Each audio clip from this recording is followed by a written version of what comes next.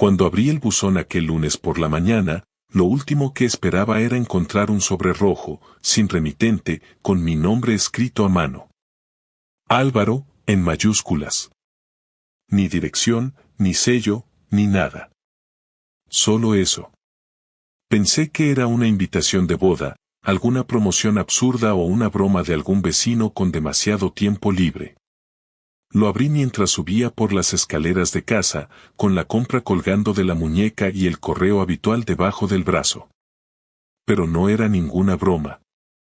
Dentro había una sola hoja, sin membrete, sin firma, sin adorno alguno. Y un mensaje de 6 palabras, escritas con rotulador negro: tu mujer no fue al hospital. Me detuve en seco. Volví a leerlo. 1, 2, 3 veces. Sentí ese vacío raro en el estómago que te llega cuando algo no encaja con la lógica del día. Me quedé de pie en el rellano, sin saber si entrar a casa o bajar corriendo a buscar respuestas. No tenía sentido. Carmen había salido como cada mañana a las 7, con su uniforme, su mochila, su tupper con lentejas y ese beso en la mejilla que últimamente parecía más una rutina que un gesto de cariño. No fui un marido celoso. Nunca. Ni controlador, ni paranoico. Pero ese sobre lo cambió todo. No por lo que decía, sino por cómo lo decía. Alguien se había tomado la molestia de escribirme eso a mano. Alguien que me conocía. Que sabía dónde vivo. Que sabía que yo no lo sabía. No dije nada esa tarde. Ni a Carmen ni a nadie. Me limité a observar. Esa noche le pregunté, con toda la naturalidad que pude fingir: ¿cómo fue el turno? Un caos, como siempre, respondió, mientras metía una pizza congelada al horno. Me senté frente a ella y no le quité la vista de encima. Sus manos temblaban al cortar el cartón. Muy poco, casi imperceptible. Pero yo lo vi.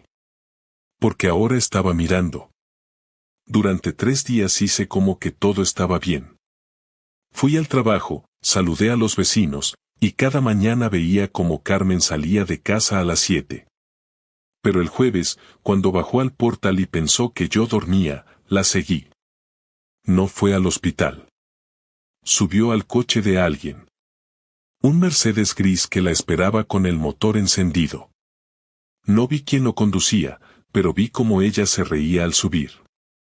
Vi cómo se soltaba el moño que se había hecho antes de salir. Vi cómo desaparecía por la calle del cementerio, donde no hay cámaras, ni testigos, ni rutas hacia el hospital. Esa noche, mientras ella dormía, saqué otra vez el sobre rojo del cajón y lo dejé sobre la mesa del comedor. Lo miré durante media hora. Luego lo guardé en el bolsillo y salí a caminar. No tenía un plan. No sabía qué hacer con lo que acababa de ver. Pero tenía algo claro: esto ya no era una sospecha. Esto era el principio de algo muy jodido. Pasé toda la noche dando vueltas en la cama, con la imagen de Carmen entrando en ese coche quemándome la cabeza como una alarma que no se puede apagar. Me levanté a las 6, me vestí sin hacer ruido y salí antes que ella. Me quedé en el bar de la esquina, desayunando solo, con los ojos fijos en el portal. A las 7 en punto, ahí estaba, el mismo uniforme, el mismo moño, la misma mochila. Caminó con paso rápido, como si fuera tarde, pero ni miró el reloj. 10 minutos después, el Mercedes gris volvió a aparecer. Se subió sin dudarlo, sin mirar alrededor. Ese día supe que no podía seguir fingiendo que no pasaba nada. No era un solo error, no era una aventura de una noche, era algo más armado, más regular, más sucio. Decidí que lo mejor era seguirla. Cogí mi coche y lo seguí a distancia. El Mercedes se movía con la calma de quien no teme ser descubierto. No tomó el camino al hospital, ni se desvió hacia el centro. Salieron de Salamanca y se metieron por una carretera secundaria que va hacia los pueblos del sur. Después de unos 20 minutos, Aparcaron delante de una casa antigua, de esas que tienen jardín al frente y persianas bajadas. La casa no tenía cartel, ni vecino cerca. Era una zona tranquila, casi muerta entre semana. Vi cómo bajaban los dos. Él era más joven de lo que pensaba, quizás 30 años, alto, con barba de 2 días, y vestía como si se acabara de levantar. Carmen le sonrió de una forma que no le había visto en años, una sonrisa completa, que enseña todos los dientes. Entraron juntos sin mirar atrás. Y yo me quedé en el coche, con las manos sudadas sobre el volante, sintiendo como algo dentro de mí se partía de forma lenta, dolorosa y ridícula. No supe cuánto tiempo estuve ahí parado. Podían haber sido 10 minutos o 2 horas, no lo sé. Solo recuerdo que en algún momento encendí el motor y me fui. No tenía fuerzas para ver más. No podía soportar la idea de imaginar lo que estaban haciendo en esa casa. Volví a Salamanca y caminé por la ciudad como un fantasma, sin rumbo, sin hablar con nadie, sin saber bien qué hacer. Terminé sentado en el banco de un parque, con la cabeza hundida en las manos, tratando de entender cómo había llegado a ese punto. Nunca pensé que Carmen fuera de esas personas.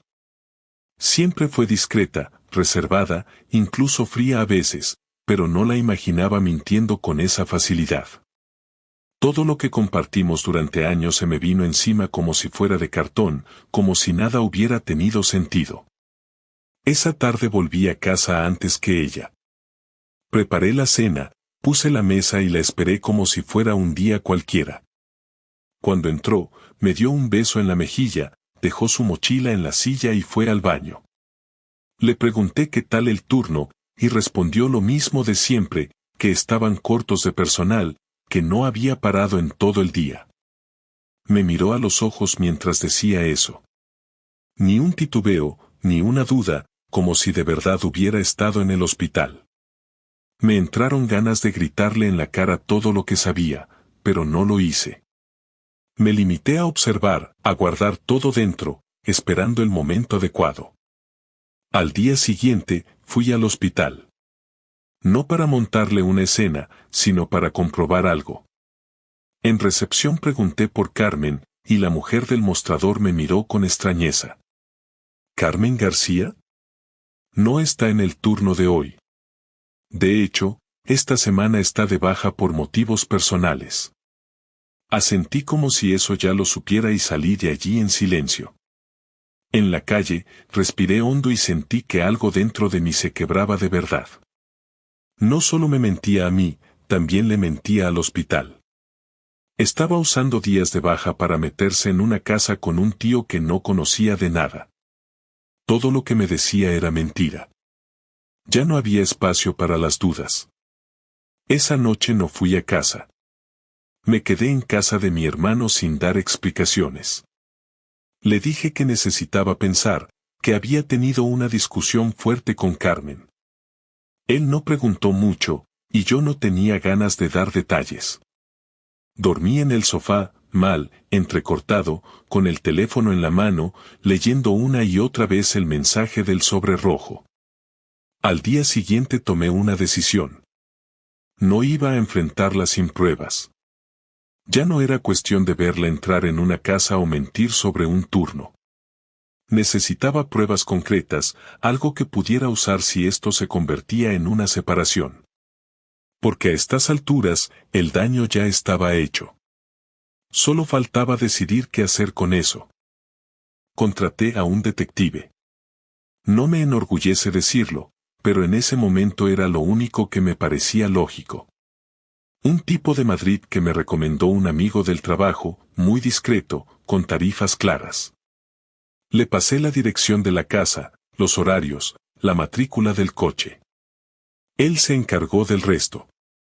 En 3 días me mandó un informe detallado con fotos, fechas y horas. Carmen llegaba todos los lunes, miércoles y viernes por la mañana y salía por la tarde. Siempre con el mismo tipo. En las fotos se les veía abrazándose en la entrada, comiendo juntos en el jardín, tumbados en una hamaca. Parecían una pareja de toda la vida. Sonreían, se tocaban, caminaban cogidos de la mano. Era tan ridículo que por momentos pensé que se trataba de otra persona. Pero no, era ella.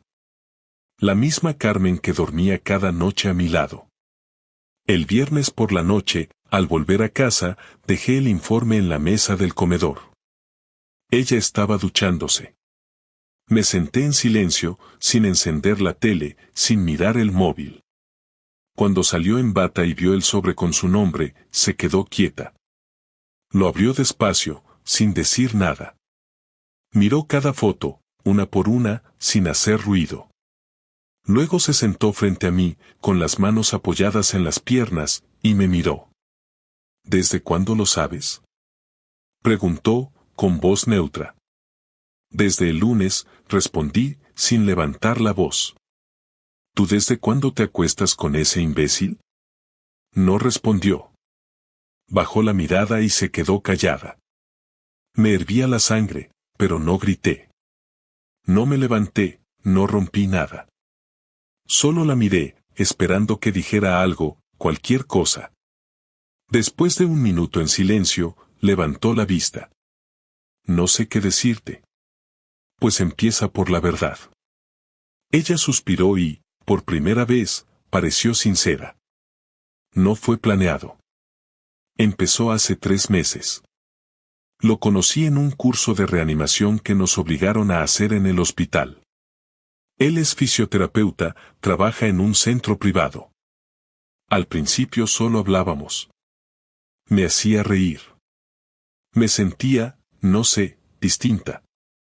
Más viva. No fue buscado, Álvaro, te lo juro. ¿Y eso qué me importa? Le corté. ¿Me tomas por idiota? 3 meses mintiéndome en la cara.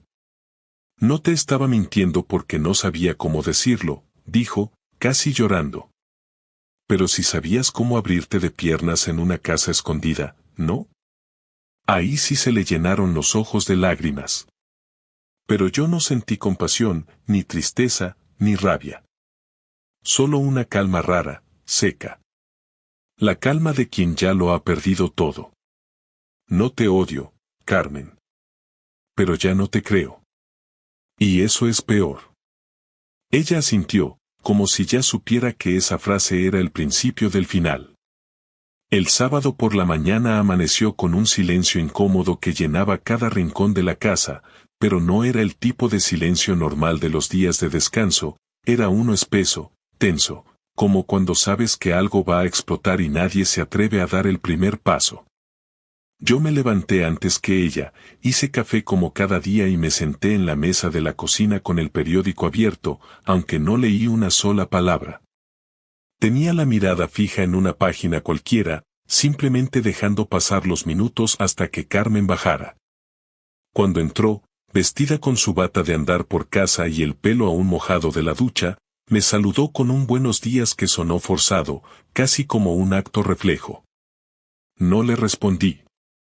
No aparté la vista del periódico. Se sirvió café en silencio y se sentó al otro extremo de la mesa. Estuvimos así al menos 10 minutos. Ninguno decía nada, pero los dos sabíamos que la conversación iba a ocurrir, solo faltaba decidir quién empezaría. ¿Qué piensas hacer?, dijo por fin, sin mirarme. Tardé unos segundos en contestar porque ni siquiera yo lo tenía claro. En realidad, había pasado toda la noche anterior pensando en todas las opciones posibles, pero ninguna me parecía suficiente. Quedarme y perdonarla me sonaba humillante, irme sin decir nada era demasiado fácil, y montar una escena no iba a cambiar nada. Lo único que tenía claro era que esa situación no podía continuar como si no hubiera pasado nada. Quiero que te vayas de esta casa hoy mismo, le dije con calma, sin levantar la voz, pero con un tono firme que ella no esperaba. Ella se quedó quieta, sin moverse ni un milímetro. Tragó saliva, bajó la cabeza y murmuró algo que no entendí. ¿Qué? Que no puedo irme así, Álvaro, repitió más alto, con un tono suplicante. Necesito tiempo para organizarme, para hablar con mi madre, para encontrar un sitio donde quedarme. No me importa lo que necesites, Carmen. Me has estado mintiendo en la cara durante 3 meses. Me has usado como tapadera mientras te ibas a revolcar con otro. No quiero compartir techo contigo ni un día más. Así que haz lo que tengas que hacer, llama a quien quieras, pero esta noche no duermes aquí. Ella se levantó de golpe, tirando la silla hacia atrás con un ruido seco. Empezó a llorar, pero no como cuando alguien llora por dolor, sino como cuando alguien llora porque no puede controlar la situación. No me trates como si fuera basura. No sabes lo que he estado sintiendo estos meses.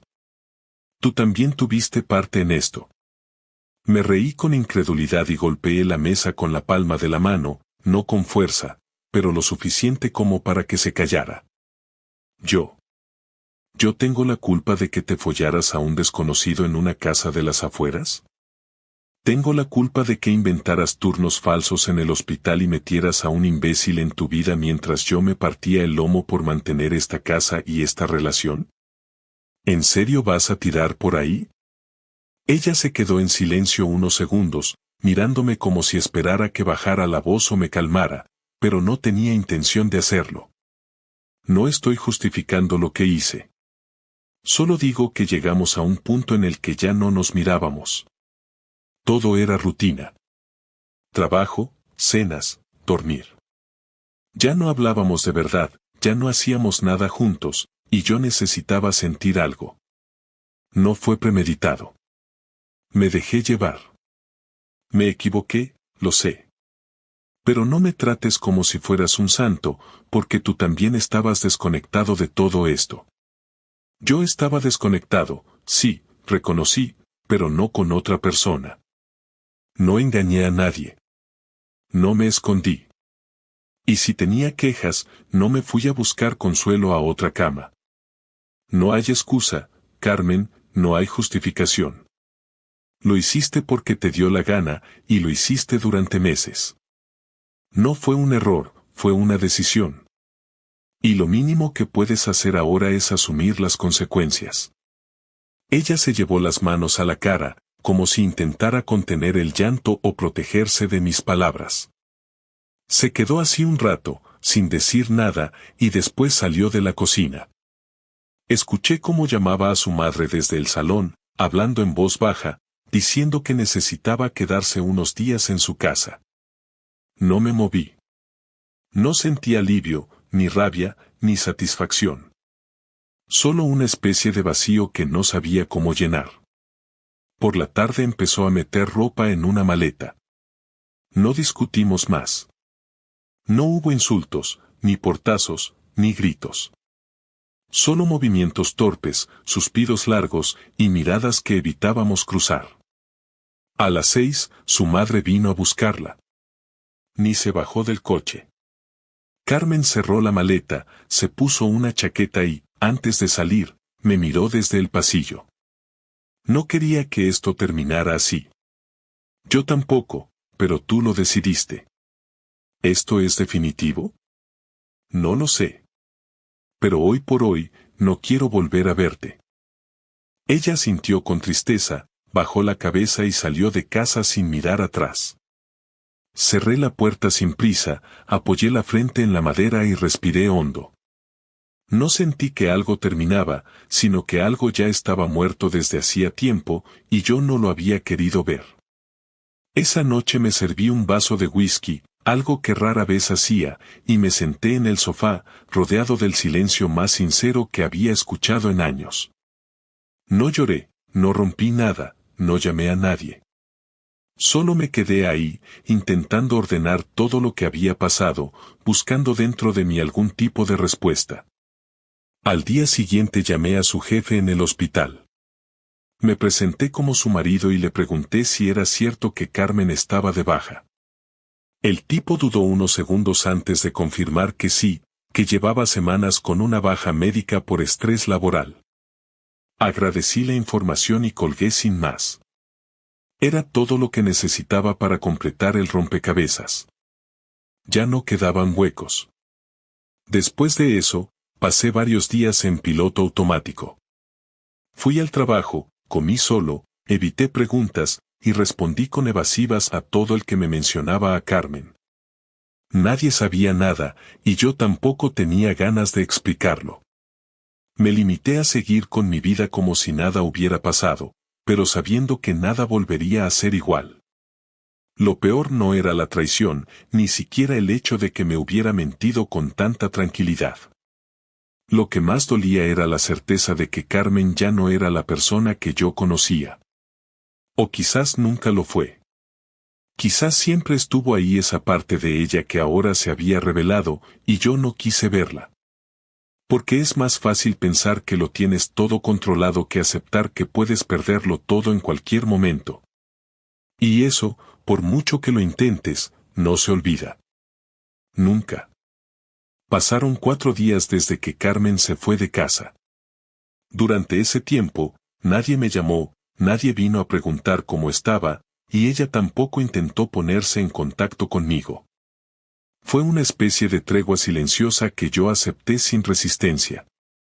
Dormía mal, comía por obligación y trabajaba como si lo que hacía no tuviera ninguna importancia. Pero dentro de mí había una idea que no me dejaba en paz. No era rabia, no era tristeza, era la necesidad de ajustar las cuentas. No con violencia ni con escándalos, sino con algo que le doliera donde más le afectara, su imagen, su orgullo, esa sensación de control que siempre tuvo sobre todo. Me lo pensé 2 días más y el jueves por la noche lo tuve claro. No iba a dejar que se fuera limpia de todo esto. Ella me había mentido durante meses, había destrozado una vida entera sin pestañear, así que yo no iba a quedarme mirando cómo se recomponía como si nada hubiera pasado. Lo primero que hice fue revisar los papeles del detective. En el informe venían las direcciones, los horarios y hasta el nombre completo del tipo con el que estaba, Sergio Cifuentes, 30 años, fisioterapeuta en un centro deportivo privado, soltero. Busqué su perfil en redes y lo encontré sin esfuerzo. Era uno de esos que se creen interesantes, lleno de fotos sin camiseta, frases motivadoras y comentarios de mujeres que lo adulaban. Lo observé durante horas, con una calma que me sorprendió. Quería entender quién era ese hombre que había entrado en mi vida por la puerta de atrás y había destrozado todo lo que conocía. Cuando terminé de leer todo lo que necesitaba, apagué el ordenador y me serví un café. No tenía miedo ni dudas. Solo tenía un plan. A la mañana siguiente fui a la copistería de la esquina y pedí que me imprimieran todas las fotos que venían en el informe del detective. 34 imágenes, en color, tamaño grande. Algunas eran de ellos en la puerta de la casa, otras en el jardín, otras entrando juntos al coche. En todas se los veía felices, como si el mundo no existiera. Cuando el chico de la tienda me entregó el sobre con las copias, me miró con curiosidad, pero no preguntó nada. Pagué, salí, y caminé directamente al hospital donde trabajaba Carmen. Pedí hablar con la supervisora de enfermería, una mujer seria que conocía de vista porque habíamos coincidido en un par de cenas de empresa. Me presenté con educación, le dije que era el marido de Carmen y que necesitaba dejarle unos documentos personales que había olvidado. Me dejó pasar sin problema. Cuando llegué a la sala de descanso, dejé el sobre la mesa con una nota encima que decía, tal vez quiera saber por qué Carmen lleva 3 semanas de baja. Salí sin mirar atrás. Esa fue la primera parte.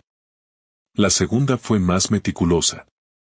Recordé que en la clínica donde trabajaba Sergio tenían una página web con un apartado de contacto y un formulario para pedir citas. Usé eso a mi favor.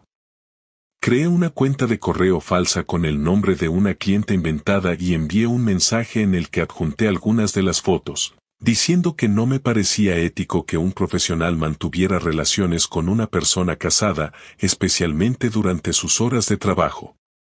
No recibí respuesta, pero 2 días después, cuando volví a revisar su perfil, noté que lo había eliminado todo.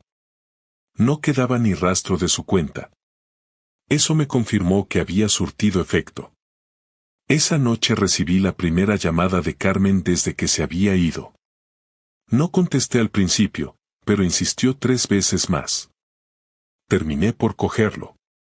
Su voz sonaba distinta, más dura, más contenida, como si hubiera estado conteniendo la rabia durante horas. ¿Qué has hecho, Álvaro? Preguntó sin rodeos. Depende de a qué te refieras. No te hagas el tonto. Lo sabes perfectamente. Has dejado un sobre con fotos mías en el hospital. ¿Qué clase de enfermo hace algo así?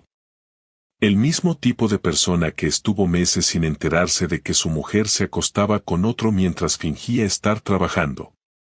Si te parece enfermo, es porque no te has mirado al espejo. ¿Quieres arruinarme la vida? Dijo, casi gritando. ¿Qué ganas con eso? Nada. Solo equilibrio. Ya que tú decidiste destruir nuestra vida, me pareció justo que los demás sepan quién eres en realidad. Eres un hijo de puta, susurró. Y tú una mentirosa, Carmen. Estamos en paz. Colgó sin decir nada más. Me quedé mirando el móvil durante un rato, sin sentir culpa. Había hecho exactamente lo que sentía que debía hacer. No me movía la venganza gratuita, sino la necesidad de poner las cosas en su sitio. Ella había vivido 3 meses en una mentira perfecta, protegida por mi confianza, y ahora por fin tenía que enfrentarse a las consecuencias. Durante los días siguientes, me llegaron rumores. Una compañera del hospital, que conocía de vista, me escribió por Facebook para decirme que Carmen había tenido un ataque de ansiedad en el trabajo, que la habían mandado a casa y que todo el mundo hablaba de las fotos. Me preguntó si era cierto lo que se decía, pero no respondí. No quería participar en conversaciones de pasillo. Solo quería que se supiera la verdad. El lunes siguiente decidí cerrar el círculo. Fui hasta la casa donde se veían. Estaba vacía. Las persianas bajadas, el jardín sin cuidar, todo en silencio. Me quedé un rato frente a la verja, sin saber exactamente qué buscaba. Tal vez quería asegurarme de que todo había terminado. Tal vez solo necesitaba verlo con mis propios ojos. Me giré para volver al coche y, justo entonces, apareció un hombre en la acera de enfrente. Lo reconocí enseguida. Era Sergio. Venía con cara de pocos amigos. Cruzó la calle directo hacia mí. «Tú eres Álvaro, ¿verdad?», me dijo, con un tono desafiante. «Depende de quien lo pregunte. No te hagas el gracioso. Sé que fuiste tú quien mandó las fotos al hospital y a la clínica. ¿Y qué vas a hacer, denunciarme? Las fotos son reales. No hay delito en decir la verdad. Eres un cabrón, tío. La has destrozado. Carmen no levanta cabeza desde que se supo todo. No la destrocé yo. Se destrozó sola. Él dio un paso más, muy cerca de mí, con el rostro tenso, las manos apretadas en los bolsillos de la chaqueta. Por un momento pensé que iba a pegarme, pero se contuvo. Si de verdad la quisiste alguna vez, deberías dejarla en paz. Si de verdad la quisiste tú, no te habrías metido con una mujer casada. Nos quedamos mirándonos unos segundos. Él fue el primero en apartar la vista. Dio media vuelta y se fue sin decir nada más. Lo observé alejarse hasta que desapareció al final de la calle. Luego subí al coche y volví a casa. No sentí alivio ni satisfacción, solo una especie de cierre. Había hecho lo que tenía que hacer, y con eso me bastaba. Esa noche, cuando me estaba preparando para dormir, me llegó un mensaje de Carmen. Solo decía, espero que estés orgulloso de ti. Lo leí, lo borré y apagué el teléfono. Me tumbé en la cama y por primera vez en semanas dormí sin sobresaltos. No porque estuviera feliz, sino porque ya no quedaba nada pendiente. Al día siguiente me levanté temprano, salí a caminar por la ciudad y me di cuenta de que, a pesar de todo, no me arrepentía. Había perdido a mi esposa, sí, pero también me había quitado de encima una mentira que me habría consumido durante años. A veces la justicia no viene sola, hay que buscarla uno mismo, aunque duela. Y yo, al menos, podía mirarme al espejo sin sentir vergüenza. Una semana después de la última vez que hablé con Sergio, volví a ver a Carmen. No fue algo planeado ni buscado, fue ella quien me llamó por la mañana para pedirme que nos viéramos en persona. Al principio dudé. Había conseguido por fin un poco de estabilidad emocional y no me apetecía revolverlo todo otra vez, pero insistió y, por el tono de su voz, entendí que no era para discutir ni para echarme nada en cara. Acepté con la condición de que fuera en un sitio público, neutral, sin espacio para dramatismos ni escenas. Elegí una cafetería a las afueras, de esas donde nadie nos conocía, y quedamos a las 5. Llegué 10 minutos antes y me senté en una mesa junto a la ventana. Ella apareció puntual, con ropa informal, sin maquillaje, con una expresión diferente a la que le había visto las últimas veces. No era la misma Carmen de siempre. Se notaba en la forma en que caminaba, en cómo me saludó con un hola bajo y sin intención de forzar nada. Se sentó frente a mí, pidió un té y esperó a que el camarero se alejara para empezar a hablar. Yo no dije nada. Quería escucharla primero. Ella lo sabía. No he venido a pedirte perdón, dijo con voz serena. Sé que no tendría sentido, ni serviría de nada ahora. No respondí. Solo asentí ligeramente para que siguiera. Tampoco vine a justificar lo que hice. Eso ya lo hicimos en casa, y sé que ni tú lo vas a entender ni yo voy a saber explicarlo. Solo quería cerrar esto de una forma que no fuera una guerra, aunque entiendo que tal vez sea tarde para eso. La miré por unos segundos, intentando entender si hablaba desde un lugar sincero o si era otro intento de limpiar su imagen. No detecté falsedad, ni lágrimas preparadas, ni tono lastimero. Hablaba con calma, con una frialdad distinta, como quien ya asumió que no hay vuelta atrás. No quiero volver contigo, Carmen, le dije sin rodeos. No importa cómo hablemos hoy, no importa si mañana cambias de idea, si te arrepientes, si te disculpas. No quiero seguir con esto. Lo que hiciste no se arregla con una charla. Lo sé. Por eso estoy aquí. Quiero dejar todo claro antes de irme de Salamanca. Eso sí me sorprendió. Levanté la vista y la miré fijamente. ¿Te vas? Sí. Ya no tengo nada que hacer aquí. El hospital me ha dado traslado. Pedí destino en Valencia y me lo aprobaron. Me voy en 2 semanas. No sentí alegría ni tristeza. Fue más bien una confirmación de que, efectivamente, lo nuestro había llegado al punto final. Y lo que quedaba era solo desmontar las piezas del castillo que una vez creímos que teníamos. Y con él, ya no está en mi vida. Se fue por su cuenta. Ni siquiera me llamó para decir adiós. Supongo que después de todo el escándalo no quiso arrastrar más mierda. O tal vez solo era lo que tú pensabas que era, un capricho que se desinfló cuando las cosas se pusieron feas. No me importa. No vine a hablar de él. Lo sé. Pero necesitaba decírtelo. No porque crea que te sirve de algo, sino porque quiero que sepas que no me fui con nadie. Me fui sola. Y sigo sola. Se hizo un silencio largo entre los dos. Afuera la gente pasaba, los coches circulaban con normalidad, pero en esa mesa todo parecía quieto. Ella tomó un sorbo de té, miró por la ventana y luego volvió a hablar. Sé que arruiné lo que teníamos. No tengo derecho a pedirte nada. Pero quiero que sepas que nunca pensé que esto iba a terminar así. Fui una imbécil. Me dejé llevar por una emoción estúpida, por una necesidad de sentirme distinta, especial, Algo que no tenía que ver contigo, sino conmigo. Y no supe parar. Y cuando quise hacerlo, ya estaba atrapada en esa mentira, y mentirte se volvió más fácil que decir la verdad. Mentiste todos los días durante 3 meses, Carmen. Me abrazabas por la noche y al día siguiente te ibas a acostarte con otro. No sé cómo puedes decir que querías parar. Porque es verdad. Me odiaba a mí misma cada día.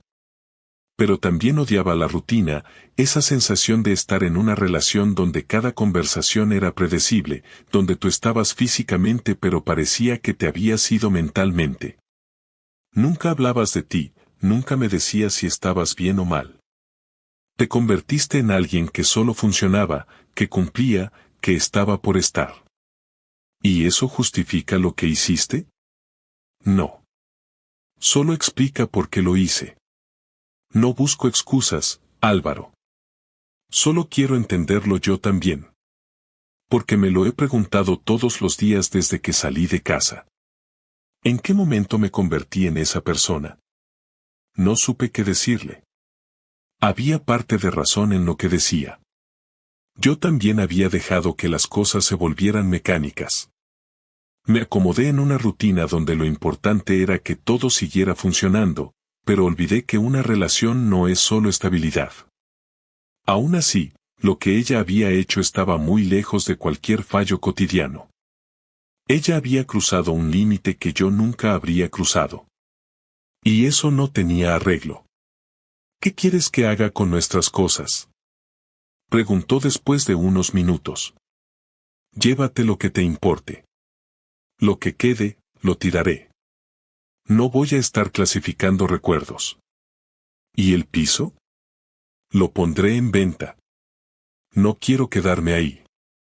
Si lo necesitas, podemos hacer los papeles con abogados, no quiero pelear por eso.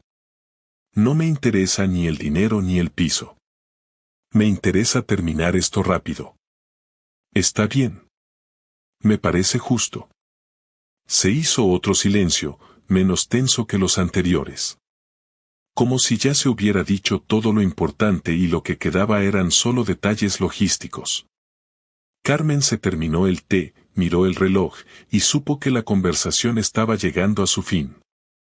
No sé si algún día podrás perdonarme, dijo, sin mirarme esta vez. Pero si algún día lo haces, o al menos me recuerdas sin odio, ya será suficiente para mí. No te odio, Carmen. Solo dejé de confiar en ti. Y sin eso, no queda nada. Gracias por venir. Gracias por decir la verdad, aunque llegara tarde. Nos levantamos al mismo tiempo. Ella recogió su bolso, me miró por última vez y se fue sin abrazos, sin promesas, sin más palabras. Yo me quedé sentado unos minutos más, mirando la silla vacía frente a mí. Luego pagué, salí del local y caminé sin rumbo por las calles. Sentí una mezcla de calma y vacío, como si una etapa hubiera terminado por completo, sin dramatismo, sin catarsis, simplemente cerrada. La mujer con la que compartí 8 años ya no era parte de mi vida, y por fin podía decirlo sin rabia. No sabía qué venía después. Ni me importaba. Lo único que quería era empezar de cero. Después de aquella conversación en la cafetería no volví a ver a Carmen. El último mensaje que me mandó fue para confirmar que se llevaba sus cosas del piso el sábado siguiente y que dejaría las llaves en el buzón. No la llamé ni le escribí, y cuando ese sábado llegué al piso, ya no quedaba rastro de ella. En la habitación que fue nuestra durante años no quedaba ni una foto, ni una prenda suya, ni el perfume que solía usar y que antes parecía impregnar hasta las paredes. Solo quedaban los espacios vacíos y algunas marcas en el suelo que me recordaban que muebles solían estar ahí. El silencio ya no era tenso como al principio, era simple, llano, como un espacio que por fin había recuperado su identidad, aunque esa identidad fuera una completamente distinta a la que tuve durante los últimos 8 años. No hice ninguna ceremonia con sus cosas ni me quedé mirando las habitaciones tratando de encontrar algún tipo de emoción. Solo limpié, empaqué lo que me quedaba, puse música de fondo y comencé a organizar la venta del piso. Me había dado cuenta de que no podía seguir viviendo en el mismo lugar donde todo se vino abajo. Cada rincón tenía algo grabado, desde la cocina donde desayunábamos juntos hasta el sofá donde Carmen y yo solíamos ver películas, sin hablar mucho, pero compartiendo ese silencio cómodo que ahora sabía que se había convertido en distancia. Puse todo en venta sin pensar demasiado, hablé con un par de inmobiliarias, mostré el piso a los interesados y en menos de 2 semanas ya tenía comprador. No me importaba el precio ni cuánto ganara con la operación, lo único que necesitaba era cerrar ese capítulo por completo. Mis días se volvieron más simples. Me levantaba, iba a trabajar, hacía mis compras, cocinaba, salía a caminar por las tardes y, de vez en cuando, quedaba con algún amigo. No hablaba del tema con nadie, no porque tuviera algo que ocultar, sino porque me di cuenta de que hablarlo no cambiaba nada. Ya no sentía necesidad de justificar lo que había hecho, ni de explicar por qué decidí vengarme de la forma en que lo hice. No me arrepentía, pero tampoco sentía orgullo. Solo lo hice porque era lo que necesitaba hacer en ese momento para cerrar la herida. Al final, cada uno hace lo que puede con lo que le queda, y eso fue lo que me tocó a mí. Con el tiempo, empecé a pensar menos en Carmen. Al principio era un pensamiento diario, después pasó a ser algo que me venía a la cabeza solo cuando escuchaba su nombre o cuando alguien preguntaba por ella sin saber lo que había pasado. Nunca mentí, pero tampoco entraba en detalles. Solo decía que nos habíamos separado y que cada uno seguía su camino. Nadie insistía, y yo lo agradecía.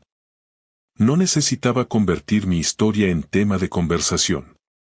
Lo que pasó entre Carmen y yo se quedó entre nosotros, con todo lo sucio y triste que eso implicaba. Lo que sí empecé a hacer fue escribir. No por vocación ni con intención de publicar nada, sino como una forma de vaciar lo que me quedaba por dentro. Al principio eran frases sueltas, ideas, recuerdos que me venían de golpe. Luego se convirtieron en párrafos, y después en relatos completos que guardaba en una carpeta del ordenador sin mostrárselos a nadie. No era un diario, no estaba escribiendo mi historia exacta, pero en cada texto había algo de lo que viví, una parte de mí que necesitaba salir. Fue la forma que encontré de entender lo que había pasado, no desde la rabia o la tristeza, sino desde una distancia que poco a poco fui ganando. Una noche, mientras cenaba solo en un bar cerca de mi nuevo piso, me encontré con un viejo amigo del instituto que no veía desde hacía años. Nos saludamos, hablamos un rato, me preguntó por Carmen y le conté por encima que ya no estábamos juntos. Me miró con cara de sorpresa y dijo que nunca lo habría imaginado, que siempre nos había visto como una pareja sólida. Me reí sin ganas y le dije que las apariencias engañan. Después de unos segundos en silencio, me miró y dijo algo que se me quedó grabado: bueno, al menos ahora ya sabes lo que no quieres para tu vida. No respondí en el momento, pero esa frase me dio vueltas durante días. Y tenía razón.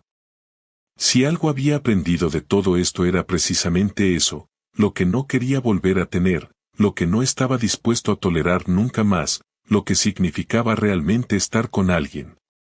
No se trataba solo de amor, ni de compatibilidad, ni de historia compartida. Era confianza, respeto, comunicación y sobre todo, la capacidad de mirarse a los ojos sin esconder nada. Carmen me enseñó, de la forma más dolorosa posible, que cuando eso se rompe, no queda nada que valga la pena salvar. Tiempo después, un domingo cualquiera, recibí un mensaje suyo. Era breve, directo, sin rodeos. Solo quería saber cómo estás. Espero que bien. Carmen. No lo respondí. Lo leí varias veces, pensé en qué podía decirle, y al final lo dejé en visto. No porque aún estuviera enojado, ni porque quisiera castigarla, sino porque entendí que no tenía sentido abrir algo que ya habíamos cerrado. Ella ya no era parte de mi presente. No le debía respuestas, ni explicaciones, ni espacio en mi vida. Y fue justo ahí cuando me di cuenta de que todo había terminado de verdad. No con una pelea, ni con una conversación final, ni con un acto simbólico, sino con ese simple gesto de dejar un mensaje sin contestar. Hoy vivo solo en un piso más pequeño, más sencillo, pero completamente mío. No hay fotos colgadas en las paredes ni recuerdos forzados en los cajones.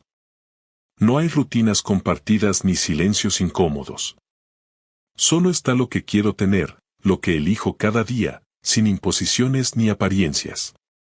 A veces echo de menos ciertas cosas, pero no a Carmen ni a lo que tuvimos. Echo de menos la idea de una vida en pareja, de una casa con alguien, de esas pequeñas costumbres que uno construye con otra persona. Pero ya no tengo prisa. Si alguna vez vuelve a aparecer alguien en mi vida, será bajo otras reglas. Con claridad desde el principio, con honestidad, con la conciencia de que todo puede romperse si no se cuida. Me costó entenderlo, pero lo hice. No soy la víctima de una historia trágica. Soy un tipo que pasó por algo jodido, que actuó como pudo, que se cayó, se levantó y decidió seguir. Sin adornos, sin drama, sin pretensiones. Solo con la verdad de lo que viví. Y con eso me basta.